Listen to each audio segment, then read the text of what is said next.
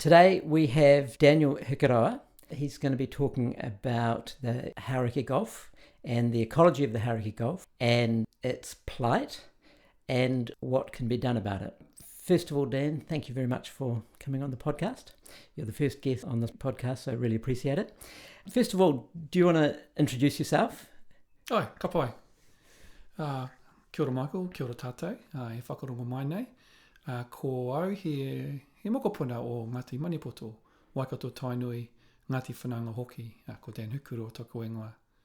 So I just introduced myself as a grandchild of Ngāti Manipoto of Waikato Tainui, of Ngāti Whanaunga, all of which are iwi, mainly from the more central part of the North Island and the Waikato area, but of course Ngāti Whanaunga is around the Coromandel area. So have a whakapapa link to the Hauraki Gulf. Fantastic. And professionally, where have you come from? What did you originally study and where have you gone from there? Kei te haere ai ki te wharewana o Tāmaki Makaurau, ki te ako ngā mea o ngā kōhatu o papatonuku o Raumoko Hoki.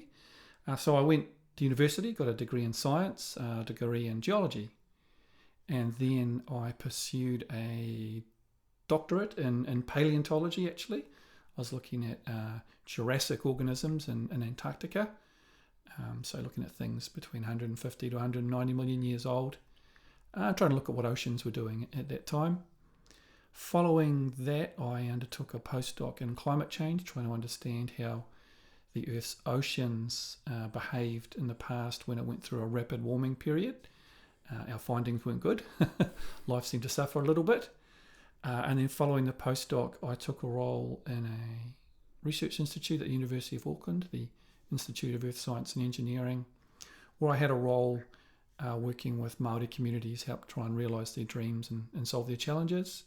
And from that role, I went to a centre of research excellence, which was based at the University of Auckland as well, called Ngā Pai o te Maramatanga. A good translation into English would be Horizons of Insight. And so that is, I worked there for 6 years and we're about transforming Māori communities. And then from there, I've taken a role in Maori Studies at the University of Auckland, where I find myself today. And when you say Maori Studies, specifically what are you working on in that field? Yeah, so I teach 2 papers in Māori Studies. One of them is tikanga, ancestral ways in modern times.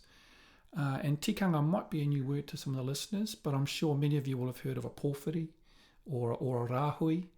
And those are examples of tikanga that Māori have used through time. So a pōwhiri is the process you go through when you come onto a marae, where you get called on and you might have a challenge, and then we have some exchanges of speeches, and then you come together for that. The hongi and the hariru, the pressing of heads together and noses together. And I mean, that's quite a neat little move. That's honouring the creation of the first human. When Tāne Mahuta created the first human form, he fashioned her out of clay. Hine Ahuone, a woman formed from clay.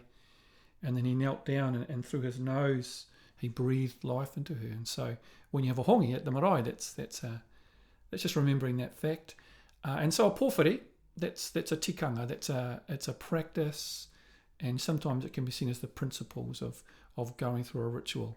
A rāhui is a temporary ban or a temporary restriction on certain activities, often associated with when something becomes depleted, say, like a mussel bed might become over-harvested. And so you'll put a rāhui on it, you'll put a temporary restriction on gathering there. The other case where you often have a rāhui placed is where there might have been a death. Someone might have drowned in the ocean, and so a rāhui would be placed over that area. And actually a similar one as well is where you may have a spill of sewage might get spilled into the ocean. And so you'll place a rāhui on it, a temporary ban, in order for the organisms to kind of pass all that material out. So that's a course I teach, is tikanga, ancestral ways in modern times. And so that's trying to understand what those ancient principles and practices were, what they were designed to do, what they were designed to achieve, and then thinking about what that means today. And so if we think about, say, the government's response to COVID, we can see a lot of the tikanga, particularly to do with rahui, coming through, a temporary restriction on our movements in order to stop the spread of COVID. The other course I teach is at a master's level, and that's Indigenous Environmental Politics. And that is around trying to understand what challenges, issues, things Indigenous people are facing in the environmental space, and what are the politics around that, and how do they wish to get their views or their dreams or the challenges they see ahead of them resolved in the environmental space. Right. Well, thank you. That sounds very interesting. Now, let's rip into the Hauraki Gulf. So, first of all, your history with the Gulf? Yeah, so I was born in Auckland Women's Hospital. I grew up for the first 4 years of my life in Mount Eden, but then we shifted to the North Shore of Auckland in Glenfield. And of course, there's just a whole suite of beaches, nearby to there: Takapuna, Milford, Castor Bay, Campbell's Bay, and you can name them all. And so my relationship with the Hauraki Gulf started as a small child, where I would swim in her, and I would collect shells off the beach, and we would look at all the boats sailing by. And from time to time, we might go down and cast a bait out into her waters and try and catch a fish or something for dinner. So my relationship with the Gulf started at a very young age, and even in my short 40 plus years, I've seen some changes in the Gulf. We used to see huge big schools, workups of kahawai, and there would be flocks and flocks of seabirds around. The rock pools used to be absolutely teeming with a myriad of life, and sadly, in more recent decades, I haven't really seen much of that. And so that's my relationship with the Gulf as a person and how I interact. I should also add that through my teenage years, I discovered surfing, as many of us do, and so I've spent many a time enjoying the surf that pops up from time to time. Not very regular along that part of the Hauraki Gulf, but if we go slightly further north, we can begin to get into those open waters. And so that's been my experience in and on the Gulf. And then in more recent times, as my science training has come to bear, and as my work with Māori communities has been manifest, oftentimes it's looking at the Gulf. It's saying, gosh, this place used to be teeming with life. This place used to be where we could come and collect our food. This was our food basket. We didn't need a pantry or a fridge, because the Hauraki Gulf was our pantry. It was our fridge. There's no need to keep the fish fresh because it was still alive. You just went and collected it when you needed it. There's no need to keep the mussels or the koura or the paua, fresh or in the fridge, because it was simply there for you to take when it was required. On more broader affairs, I've been involved with some of the State of the Hauraki Gulf reports. This is every 3 years a report is produced looking at the state of the environment of the Hauraki Gulf, and this has been these are commissioned through the Hauraki Gulf Forum. And so if I was to summarise the findings of all of those reports, noting I've had significant involvement in one and minor involvement in a couple of others, it would show a steady decline in an environmental baseline. And in particular, the two key things that come through in all the reports are that we're getting a massive influx of sediment into the Hauraki Gulf. A lot of it more around the Firth of Thames area, but certainly the inner harbour of the Waitemata and other places swinging through Clevedon and Kawakawa Bay area. A lot of sediment being washed in there. And the other main impact is fishing pressure. And that's fishing across the board. I don't want to single out kind of recreational or commercial. It's all fishing. It's both the pressure on the fishery, and it's also some of the techniques we use that really kind of smash and destroy the seafloor. I mean, one of the most remarkable things I learned when I was doing that work was to discover that there used to be a carpet of mussels on the seafloor, and I may get this a little bit wrong, but it will be mostly right. Virtually the entire Firth of Thames and sweeping up north and then coming across Waiheke through towards the Noises and Rakino and Pakatoa and Motukori and Rangitoto and Motuihe. All through there was a massive carpet of mussels. So we're talking sort of hundreds of square kilometres, aren't we? Absolutely. Yeah. And that's kind of hard to believe now, but that it's certainly not in my lifetime that's changed, but it might have been in my grandparents' lifetime that there used to be that extensive carpet of mussels. And the removal of that, the impacts of that... Sorry, just to clarify, the removal by whom? How has that happened? Yeah, so it was the thought, that the thinking at the time was these are just so vast, there are so many of them, that it was just this limitless resource. And I don't use this term lightly, but I think wanton collection and pillaging of these mussels took place. And as best I understand, it was through recreational and also commercial interests who were taking these, and then people believed that they were inexhaustible. That was the common thinking of the time. So now these are not there anymore, and in fact I can say that there are some groups whose purpose now is to try and re-establish some of these mussel reefs, and that's a really interesting story to tell around how to try to get mussels and re-establish these reefs. But one of the significant impacts was after that reef had been removed, it became just a sediment seafloor, and it's virtually impossible for mussels to resettle on a muddy sediment seafloor. And so the teams that are trying to restore these reefs are trying to work out ways where they can aggregate them and get them to all attach to one another and then kind of release them down in a mat. The other thing is that mussels are filter feeders. And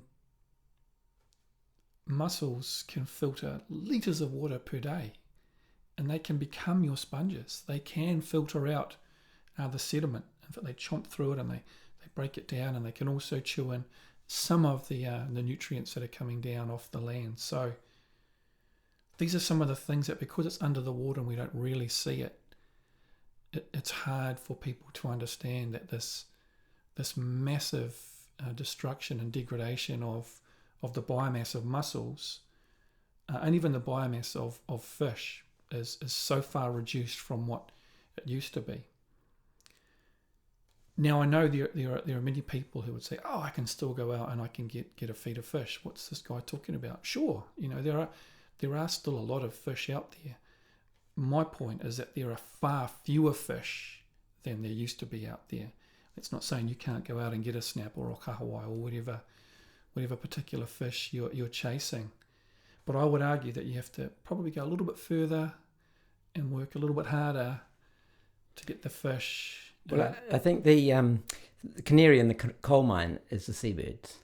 I mean, my history of the Gulf is I've come from a sailing family. Right. My father built a boat. It launched it when I was 7 in 1972, and been on the Gulf ever since. And when I was a child, we would sail through flocks of birds which were in their thousands. It would take 5-10 minutes to actually sail through them. Now, earlier this year I was on the Firth of Thames. It is literally a desert. If you see some birds, you're seeing tens. You're lucky if you see 20 or 30.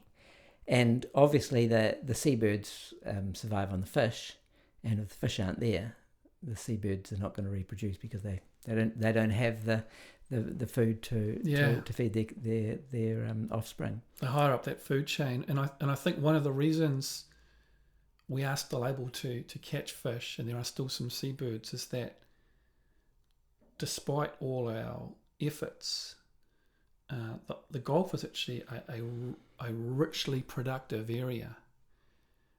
Some areas of the Gulf are way more productive and act as nurseries than others. For example, Lee in Goat Island, the marine reserve, that was specifically selected because it's a place of high productivity, and so it can act as a nursery, as a respite, so that as the numbers build up there will naturally be overflow and going out. And then the seabirds is a really interesting one too. And as a child, I do recall seeing seabirds here and there, but I think the experience is just like you said, Michael, that you see them in ones and twos and in tens and 20s now. You don't see them in the hundreds or the thousands. Until lockdown this year. And the lockdown, of course, as I said, was kind of like a rahui. It was a restriction on activity to try and reduce the spread of COVID. An unintended yet highly positive consequence of that was we weren't getting out onto the Hauraki Gulf. We weren't out there fishing. We weren't out there in our boats. And in excursions with my daughters on our bikes, we were going further and further afield from Glenfield, and we rode down a couple of times to Milford. And it's actually much closer on the cycle than we'd ever thought. It's just under 20 minutes. And we got down there. It was a gorgeous day, and we were just it was great to be out of the house, keeping our distance and kind of rolling our trousers up and have a bit of a play in the shallows, what have you. And then I just glanced out to the ocean, to Rangitoto and to Motatapu in the background, and even Moeho was visible right over in the far distance. I saw this little kind of fluttering on the water, and I said, it's either the petrels or the shearwaters, some of those small seabirds. And I said to my girls, look, you've got these beautiful seabirds here. Oh, yep. And they were kind of interested, and they lost interest after a while. But as I looked in this one place, they were constantly flying in one direction. Then I scanned to the left, and I scanned to the right. And as far as I could see, there was this flying mass of these seabirds. I couldn't tell you whether they were shearwaters or petrels or something else. And I was really struck with the numbers of them. And to me, it was a signal that, wow, the birds are still there. They might be struggling, but all we have to do is just leave them be for a little bit, and they will come back out and they'll flourish. And one of the in Māori thinking, and one of the terms and ideas I teach in my tikanga class is this term mauri, M-A-U-R-I, mauri, and it's kind of like the life force in things. You can find it in trees and you can find it in forests, and if a forest is biodiverse and lush and flowers are all bursting, the mauri of that forest is good. But if it's got lots of dead trees and the undergrowth is all gone, the mauri of that forest would be languishing. It's the life-supporting capacity of soil and water and those kinds of things. And so when I saw these birds, to me that was a sign that the mauri of the Gulf, as evidenced by the sheer numbers of these seabirds, was just on the rise. And all it took was for us to just let the Gulf be for a little bit, and she had the potential to rebound by herself. And I think that's one of the interesting teachings and learnings I've had, and the teachings I share with my students is technical and scientific interventions are excellent and are sometimes exactly what we need.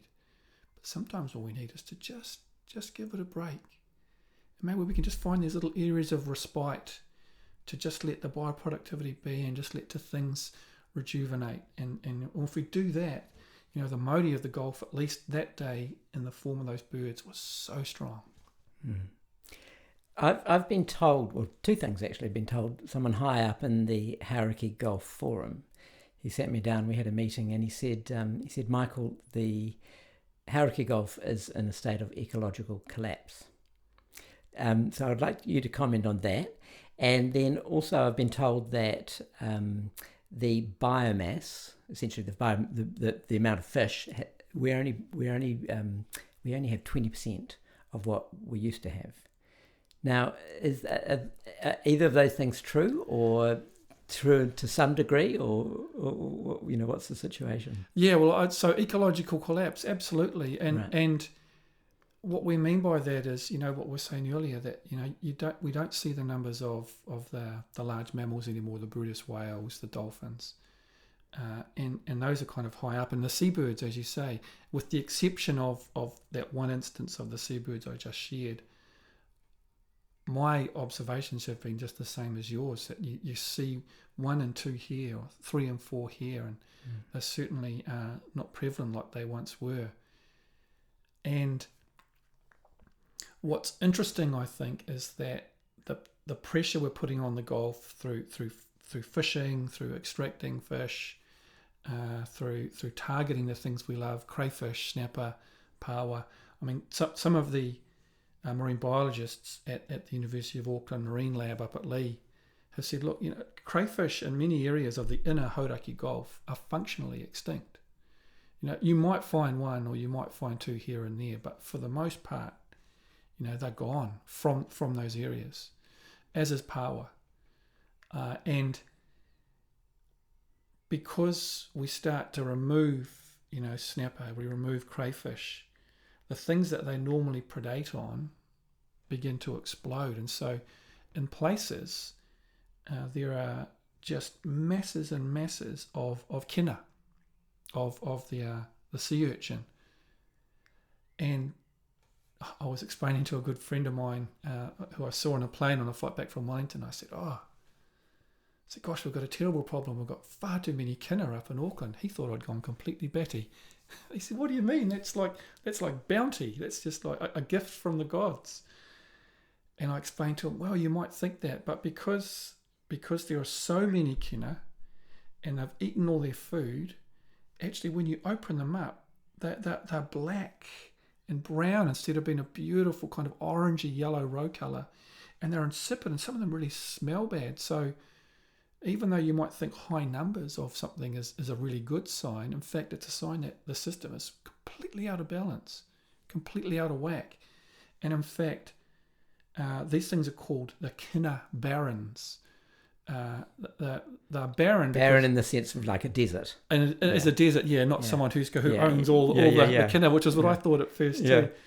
And what it means is we're losing biodiversity, and so these are the first signs of that ecological collapse, because what happens is they eat out all of the algae, which is their primary food, and then it's like a boom and bust, and then they just collapse and they'll die. And then it'll take the longest time for the algae to come back, and then it might even boom and bust again. And that's one example whereby through the pressures and the impacts of what we're doing as humans, and that's also been exacerbated by warming ocean temperatures, which is leading to increased pH levels. And so all those organisms that have shells are finding it increasingly difficult to secrete their shells on them because the chemistry of the water is changing because it's warming up. The water's becoming more acidic, is that correct? The water's becoming more acidic, So, and their shells are particularly prone to acid. If you took a mussel shell or an oyster shell and you dropped it in most forms of acid, it would fizz and erode away. So that's why mussels have that chitinous kind of the green lip to them, as it were. It's to try and combat the corrosive nature of the sea. In addition, coming off the land is all manner of, along with the sediments, we're getting heavy metals which can be toxic to the organisms that live in the mud. That can also be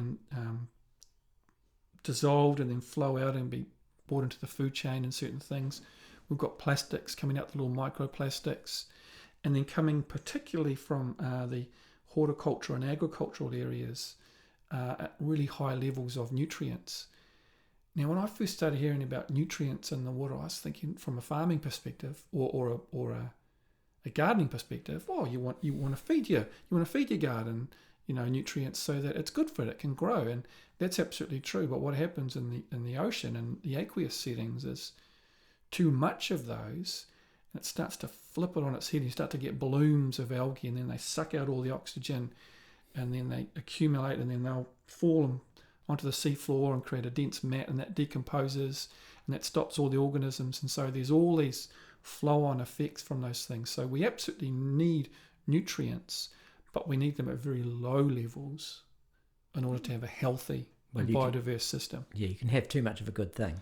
Absolutely. Yeah. And then as for the percentage of the biomass, I'm not up to speed with the latest data on that. But certainly, the last time I recall reading it, it was definitely 50% of what it was kind of pre-fishing, Right. and it may well have reduced to that 20%. So I'm not saying that number is wrong, but what I am confirming is that the biomass of the fishery, the fish we like to catch, is much, much lower than it was in the past. So what I'm holding in my hand here is a graphic out of the Hauraki Forum State of Our Gulf 2020 report. Now, one of the notable things is it says the snapper stock has decreased by 83%, small fisheries by 32%, seals and sea lions by a mere 100%. Mm-hmm. Dolphins and bride whales, a mere 97%. Lobster down by 76%. Sharks down by 86%. I mean, these, again, I'm no marine biologist, I'm no scientist, but these figures seem catastrophic. Absolutely, and I think we don't need to be marine biologists or the experts. These numbers are just dire. You're absolutely right. These are catastrophic. It's actually mind blowing, really. Yeah, and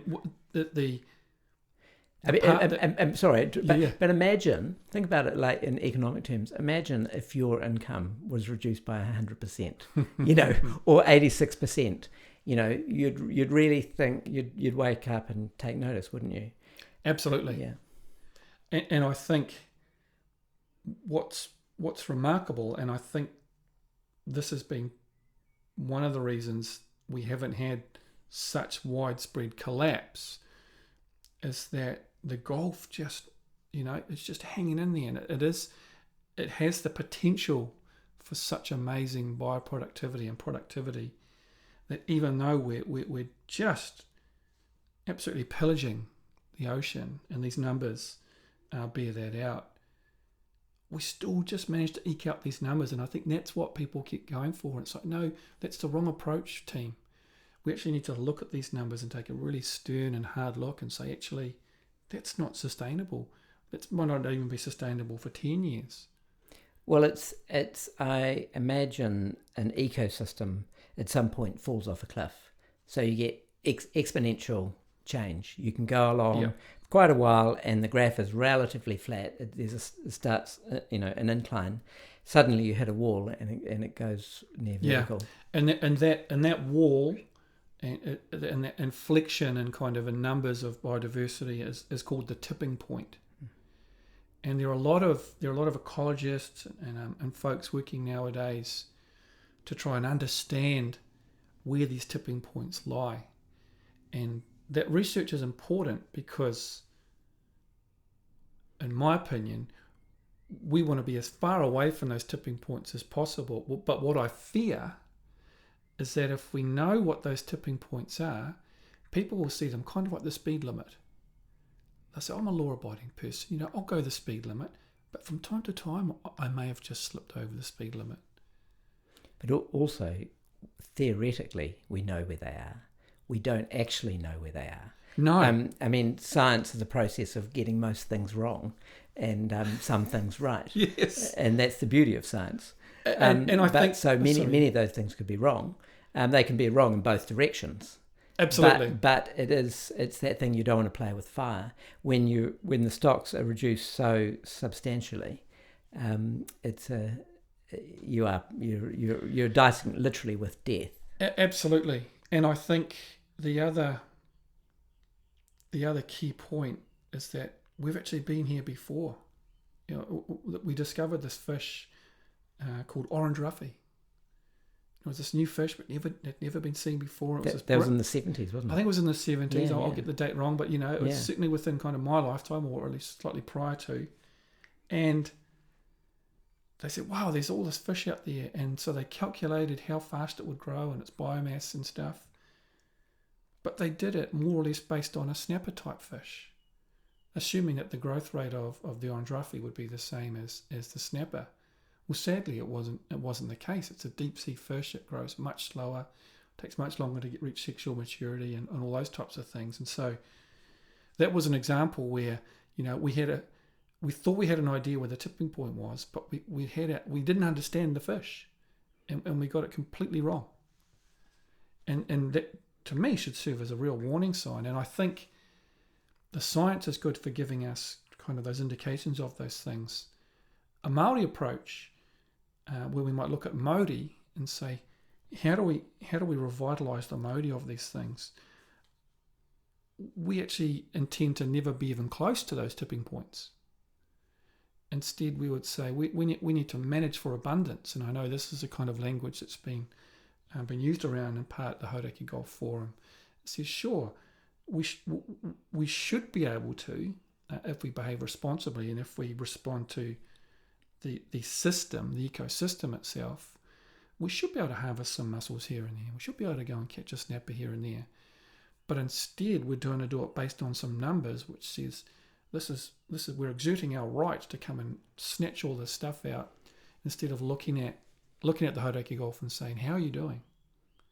And then responding that way, instead of having these numbers that we're trying to apply to how much of this thing we can take and how much of that thing we could take.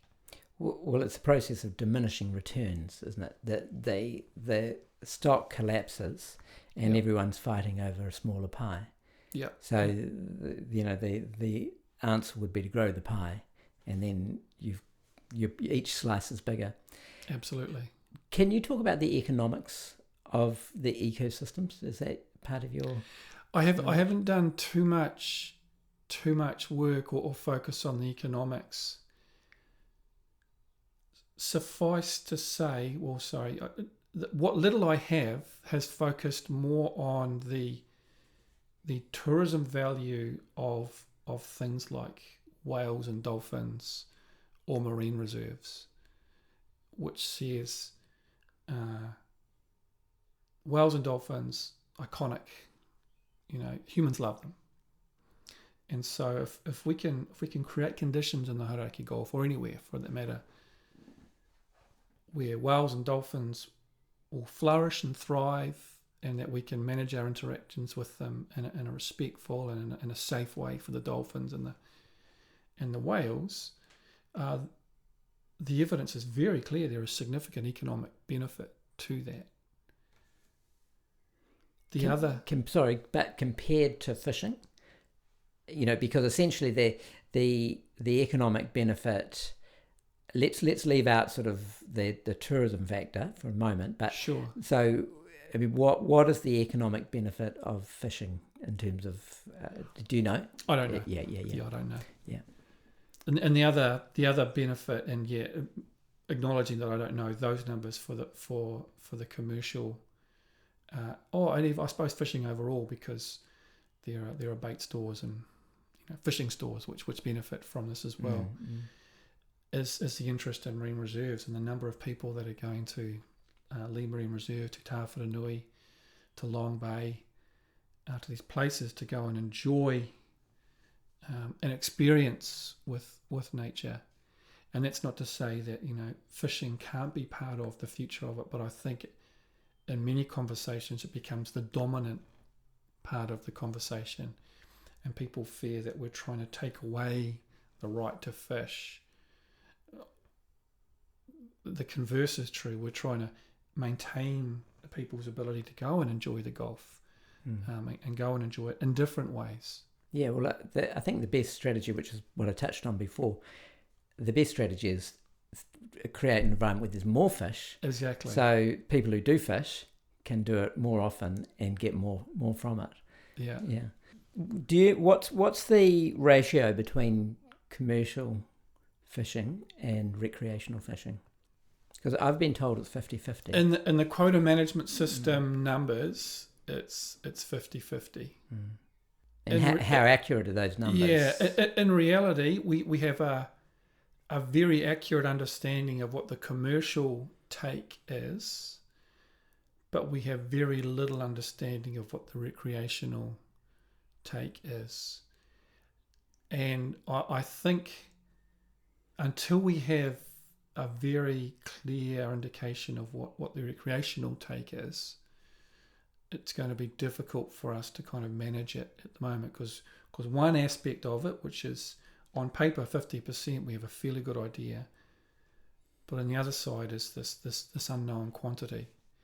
And I know there are folks out there who say, no, we know pretty accurately what that is. There are just as many folks who would say, well, we're not quite so sure.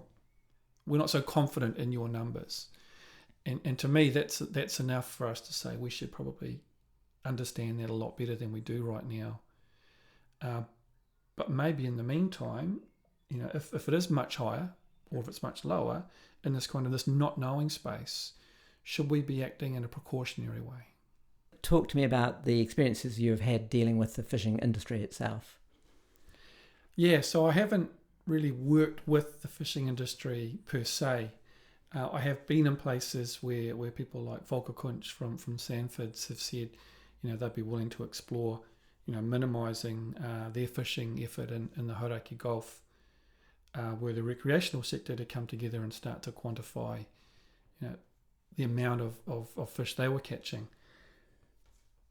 Sadly, those conversations haven't really taken place, although, I hope that, because I believe they are genuinely offered by people like Volker, and that I'm hoping that some really discussions will take place in the near future. Isn't it like turkeys voting for Christmas though? Aren't you asking them to actually reduce? I mean, what the role of a business is to grow its business. It's very rarely it aims to cut it. Yeah, well, certainly I didn't ask them to do anything. These were offers that were made, and I think, to me, what I think that reflects is they recognise that there is significant pressure on the Hauraki Gulf, and that they were willing to have to go further to catch their fish if it meant that would maintain, the ability for recreational people to catch some fish. But it was the catalyst, I think he was trying to achieve, for actually we need to know how much we're catching as recreational fishers. It's of critical importance. How is this problem going to be solved? Dialogue, an open and honest dialogue, and I think an openness for people to come in good faith to the table and discuss the things. I mean, my mind is a very cynical mind. Dialogue is great, but how much time have we got? I heard a wonderful Chinese proverb that says the best time to plant a tree was 30 years ago. So, and the next best time is today. And the next best time is today. Yeah. And I think that's the approach we have to take. I mean, the data is very clear that there is significantly less biomass in the Hauraki Gulf than there was in the past. And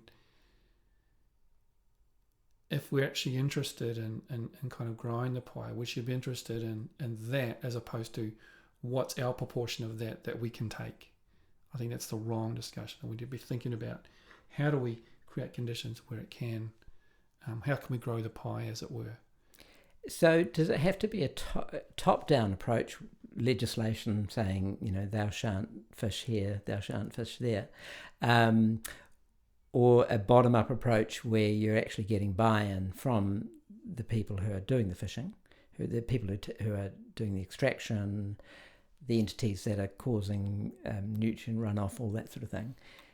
Is it a combination of the both, or how would that process work? Yeah, I'll respond to that by saying we tried a bottom-up approach. It was called the Sea Change Taitumu Taipari Marine Spatial Planning process, whereby stakeholders, as it were, and very broad, there were commercial fishing interests, there were recreational fishing interests, there were farmers, there were environmental NGOs, there were iwi, all around the table. And they were asked in this marine spatial planning exercise, and just to clarify, marine kind of in the ocean, space, spatial and planning, it was recognised that we have all these different acts that focus on different aspects, but there's no interrelation between any of those things.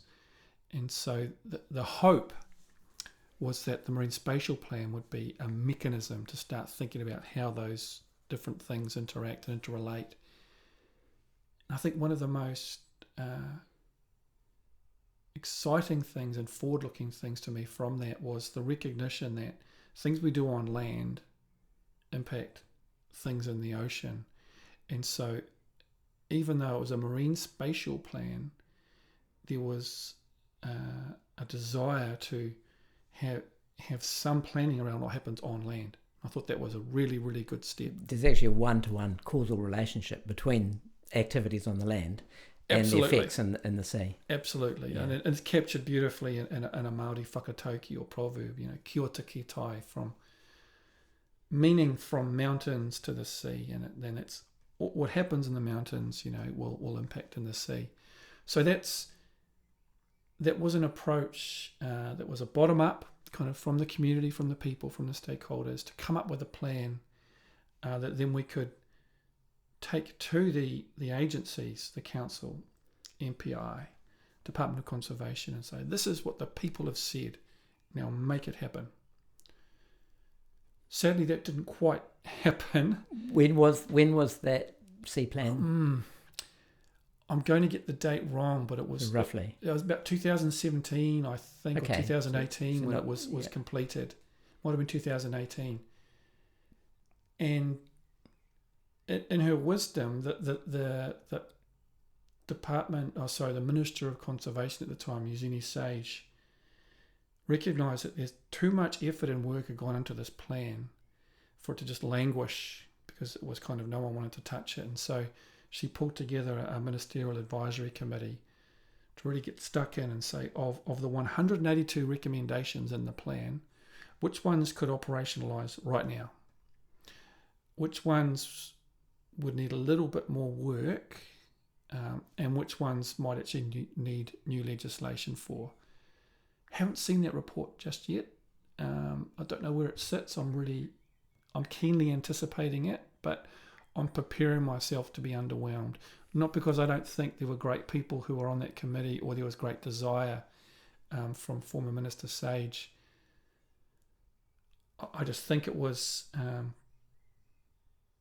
there's too much of a sectoralism in the different laws that govern these things. Sort of too much complexity. Too much complexity, and there's too much. You have the Fisheries Act, you have what happens on land, you have the Resource Management Act, you've got the Conservation Act, and all these things weren't really designed to interface with one another neatly. So what could happen, though, is that the Marine Spatial Plan could be legislated. This could be an avenue. Right.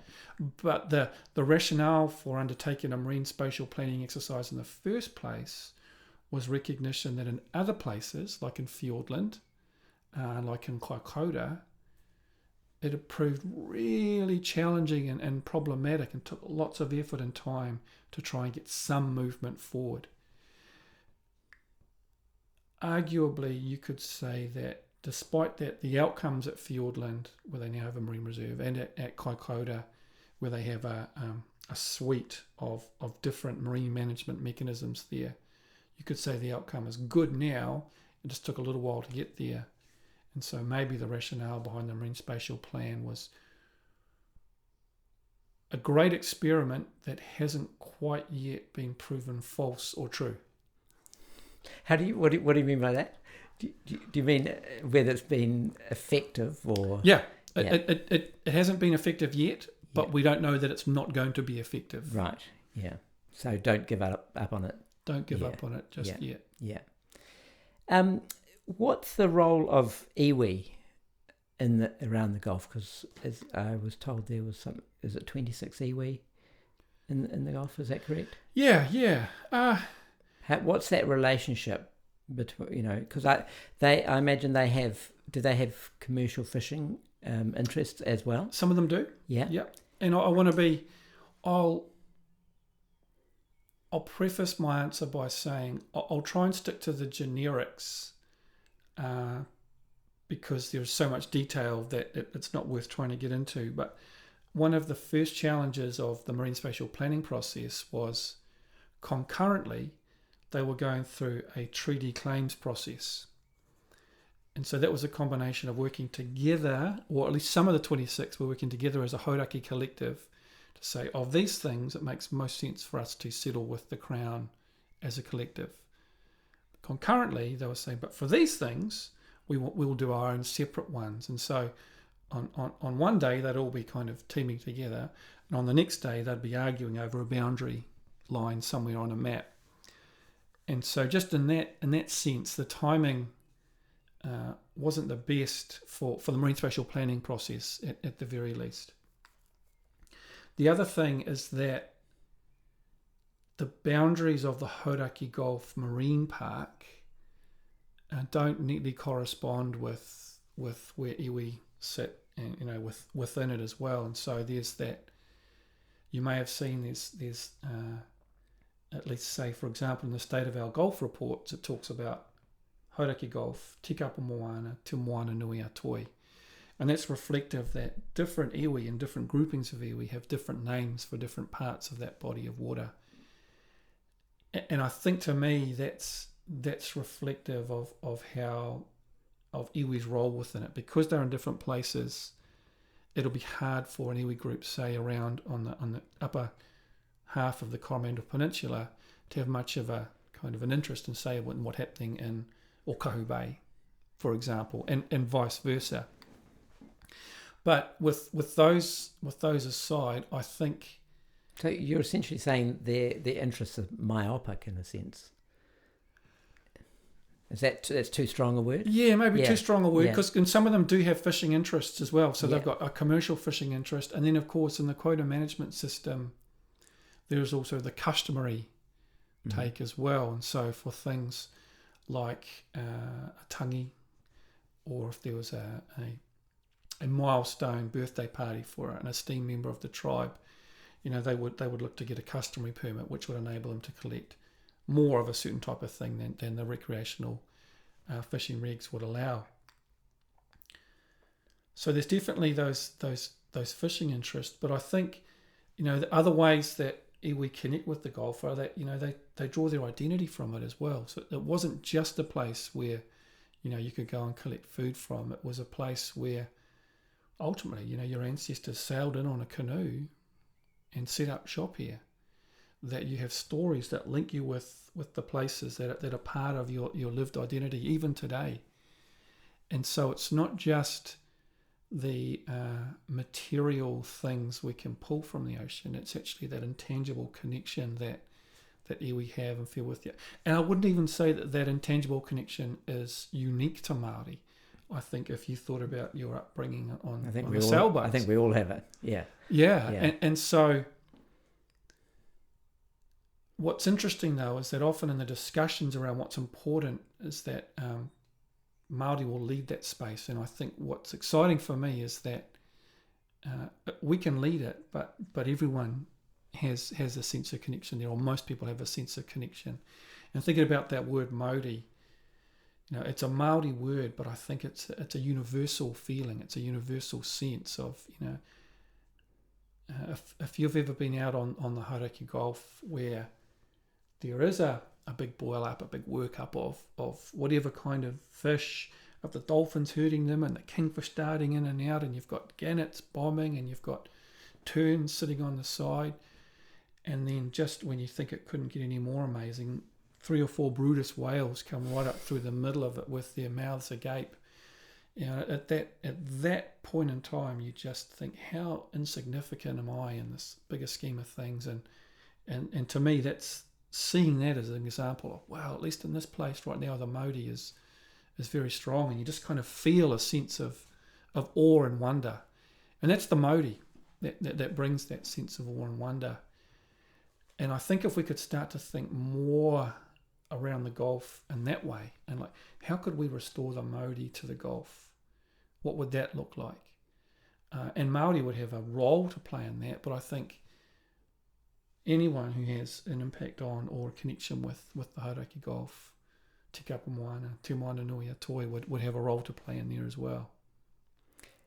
Like, I'm right with you on in a sense. I mean, I hesitate to use this word sometimes, but in the sense of the spiritual aspect of it all.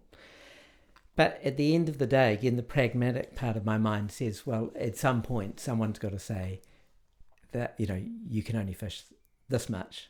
Yep. You can only do this here, X, Y, Z. So you've got this sort of a legislative framework that outlines that. Because then, again, going back to the Maori word ranui? Rahui, sorry. Yep. In a sense, that we need more rahuis, don't we? But there actually has to be, just like how we've set up the marine reserves, thou shalt fish up at Lee, at Goat Island. It's I imagine it's a crime if you do it. Yeah, it is. Yeah. Yep. So that has to be extended, and that in a way can only be done from a top-down perspective. We can have the conversation bottom up to make it happen. And in a sense, that's why I'm starting to do this. It's because it's got to be bottom up to get the politicians to work at it. But at the end of the day, it's got to be something hard in writing, saying you can't do that. There is, or there are limits to the extraction. But there is also, if we go out to catch our limit, we've chosen to do that. Yeah. Well, there has to be. Yeah, we have to be.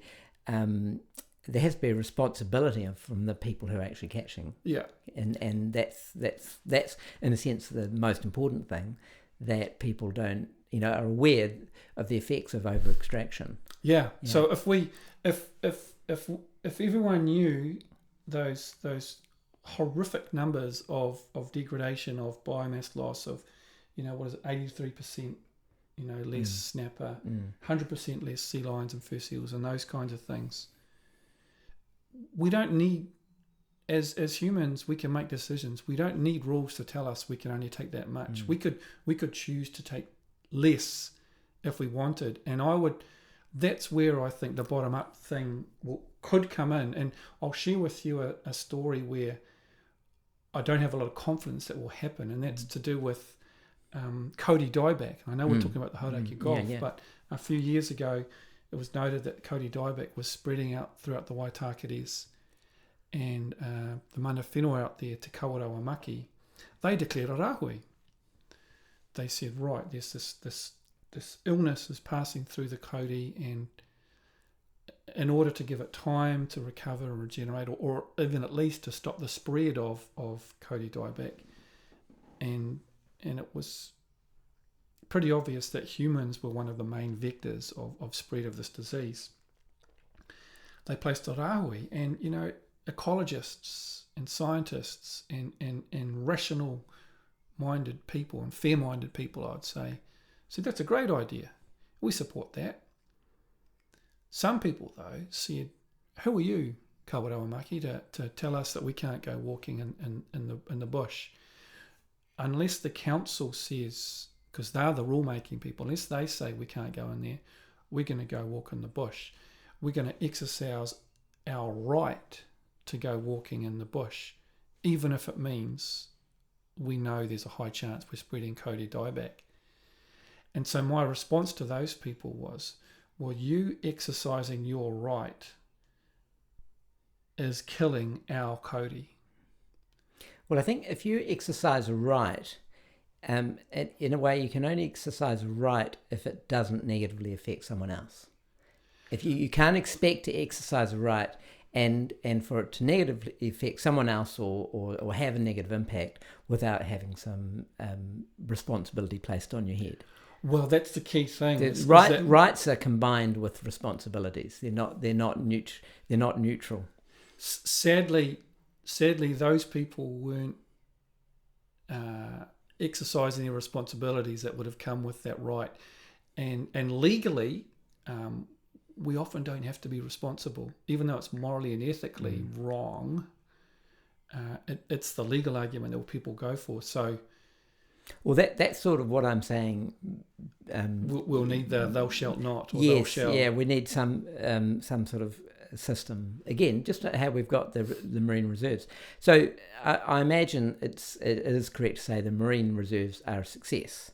Absolutely. So the problem is it's the marine reserves as a percentage, and it's this is not an exact figure, but it's something like 0.03% of the Hauraki Gulf.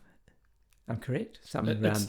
It's of that. Yeah. Of that scale. Yeah. Yeah. Now I've been told recently that 30% of land is in reserve, and there's calls for the same to be applied to the seas.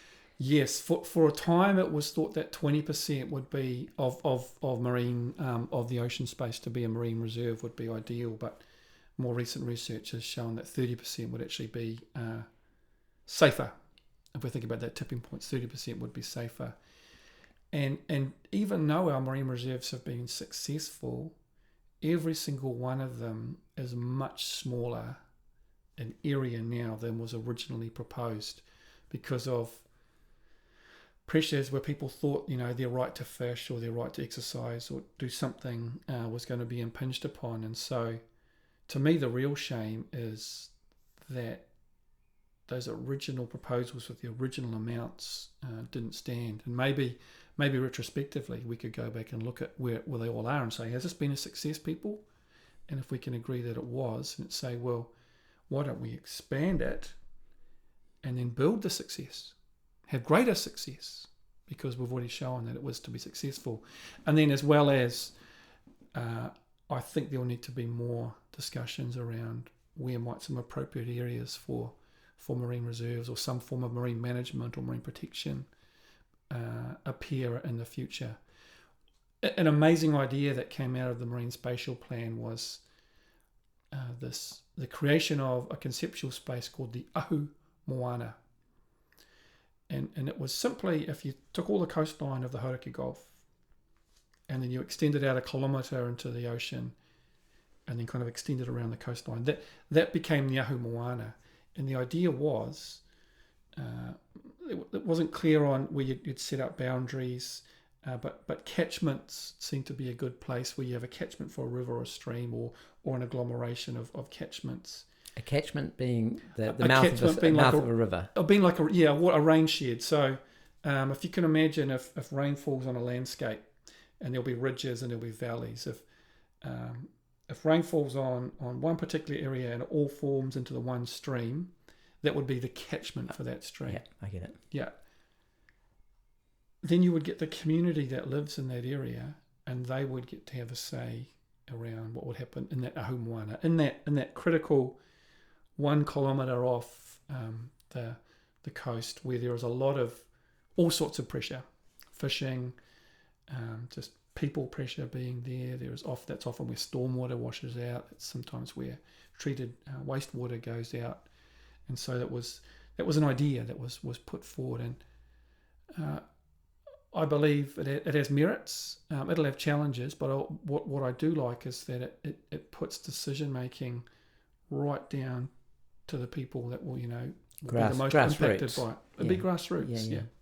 So you mentioned that when the marine reserves were set up, there was there's pressure against them. So where's that coming from? What entities? What sort of groups of people? I'm going to guess here because I don't know, but I believe there was a lot of pressure from people with fishing interests, whether it's the recreational or the commercial, fearing that their ability to go and catch fish at their favourite spot would be impeded.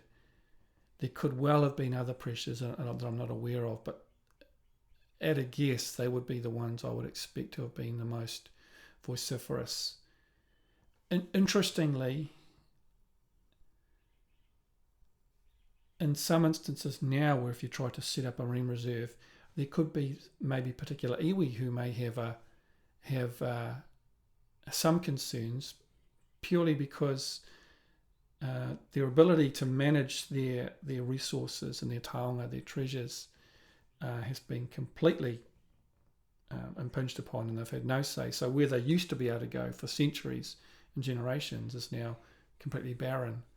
And where they do have access to some offshore areas, which tend to be the more pristine now, that they may have some, connection with, that might form part of their claim, to be then told that, oh gosh, we think this should be a marine reserve now. I don't think that would, it might not go down too well. It's sort of like, we'll take it away from you and then we'll take it away from you again. Yeah, we've completely wrecked this one in here, right? Because no one's been out to that one, and well, yeah, we recognise it's yours, but we want you to make it a marine reserve. So, what I'm getting from you is that it's an actually incredibly complex problem. Yes. You've got so many interest groups, so many stakeholders, so many activities, so many causes of the problem. And it's, I always think, how do you solve complex problems on a societal front? It's very tricky.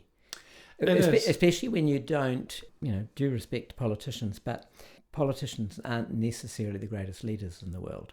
Their probably primary concern is that they're re-elected from each cycle, not necessarily to get something across the line. Is there sufficient leadership, both politically and in the community, to make a real difference, to start bending the curve? If we're focusing in on the Hauraki Gulf in particular, and that is our focus for this, I'm not convinced that there's the political leadership there, simply because it's not on their radar. And so, we've been trying, for a long time now, me and others, many others, trying to say, hey, look, this is no good. I mean, to be fair, that there is a Hauraki Gulf Marine Park was a recognition from the government level, the national at a national scale governmental level, that this is important, this needs some level of attention, and so that was created. I think that the best chance for the Hauraki Gulf is that there are locally grown solutions and groupings of people that come together to find common ground, to rekindle their relationship and connection with the Gulf, and say, actually, we need to be doing something, and then they will take ideas with the support of everyone that then we can take to the lawmakers, and we can say, this needs to happen.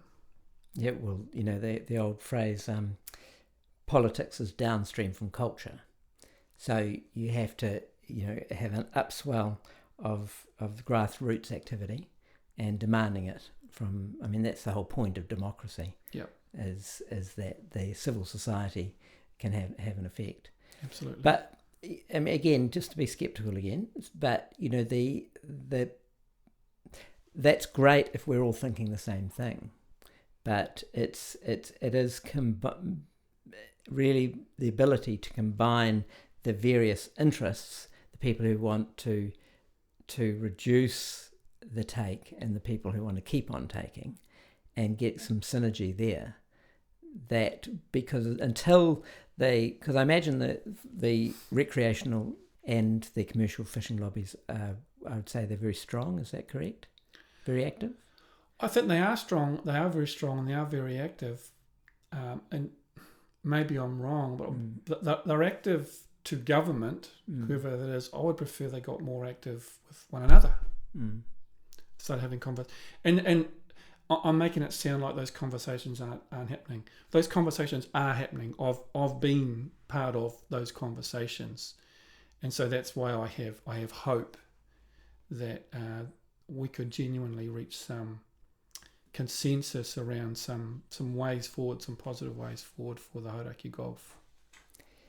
The quota system, how do you know much about that? A little. Yeah. So for anyone who doesn't know, maybe you should explain the quota system. Would probably be better than me, but sure. The quota system, effectively, the government looked at all the fish in our waters and said, okay, well, it's a bit of a free-for-all. We need to try and get some sort of management around this. And crudely put, they said, okay, there'll be two key types of quota. One will be commercial quota, and one will be the recreational quota, and then there'll be a proportion of that. A proportion of the entire quota will be the customary quota as well. And then they, for the commercial fishers, they assigned tonnages of quota, and then those have become tradable on the market since then. But for recreational, there's no trading of any quota, and effectively recreational fishing is any fishing undertaken that isn't for sale or trade, because that has to come under the commercial quota take. So does it work, or is it working? Because I imagine it was set up to sustainably manage the resource. I'll have an answer, but I need to preface it by saying I'm not really close to this. I think it has enabled the management of fisheries to last this long, but ultimately I don't think it will work because it's not nimble enough, and it's not getting accurate data. The point we made earlier around if we don't really know what the recreational fishing take is, that's in your equation. You've got a variable that you don't know what it is. It's hard to manage a number. Yeah, and so in that regard, it has to be ineffective. Right. Yeah. What happened? What do you think about this idea? Why not? I mean, in Fantasyland, why not just ban commercial fishing in the Hauraki Gulf altogether? Why do we need to fish the Hauraki Gulf commercially? That's obviously apart from the economic activity for the people who do that, which will be large. Well, that's probably the only reason why we do fish in the Hauraki Gulf. It's that it's super productive, and it's close to base, and it's close to market. So that's the reason why people would fish. That if you wanted to ban it, it would be those impacts that are borne by those companies would be the reason you wouldn't do it. Then you would want to understand what would be the benefits of doing it. And so maybe we might start to see more rebounding of the fishery stocks. And though I don't know for sure, but as best I understand, there isn't a whole lot of commercial fishing pressure in the inner Hauraki Gulf, and there is reduced from previous years in the outer Hauraki Gulf. Anyway, so even if there was a ban, whether if it was a voluntary or an enforced ban of commercial fishers, the impact might not be as marked as we might think. But nevertheless, if all commercial fishing was removed, there would be a positive benefit. Another possible solution that we've seen elsewhere in New Zealand is to give landscapes, give rivers and forests their own legal personhood.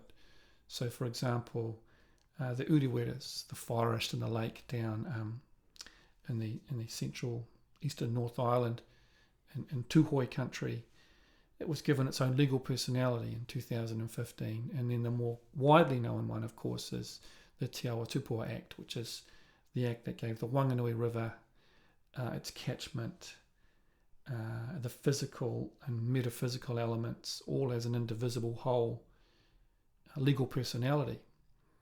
And actually, that definition has come from the act itself. It talks about the physical, metaphysical, indivisible whole. So even at that government legislation level, they're beginning to understand the interconnection between everything. And so people have said, why not an option for the Hauraki Gulf? And indeed, I think we should ask that question. Could we explore a legal personality, a legal personhood? But what would it do? How would it manifest itself? What it has done for the Wanganui River is it has created two people to become the mouthpieces, to become the spokespeople, kind of on behalf of the Wanganui River.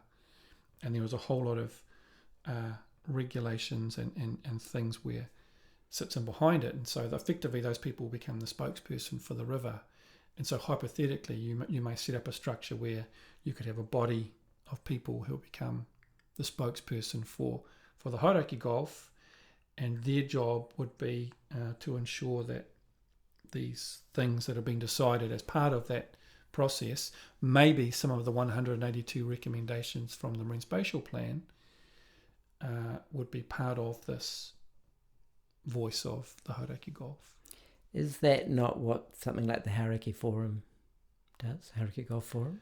No, the Hauraki Gulf Forum, and forgive me, Alex, and the rest of the team there, has a lot of bark but no bite. And I believe the intent there was to say we need to get a structure around this to recognise its importance, and from that some important things might flow. Is that the problem? There's a lot of bark and no bite generally to get, to turn this thing around. It could be, giving the Hauraki Gulf Forum some bite could be a solution or part of a suite of solutions as we move forward. Well, thank you very much, Dan. It's been really informative and a great conversation. Yeah, thanks, Michael. I appreciate the opportunity, and I'm just thinking about the importance of this for those yet to come. Well, that's the thing. We've had a great time in the Gulf and a great experience, and if we don't do something about it, no one else is in the future. Yeah, indeed. Yeah, so kia ora. Okay, thank you.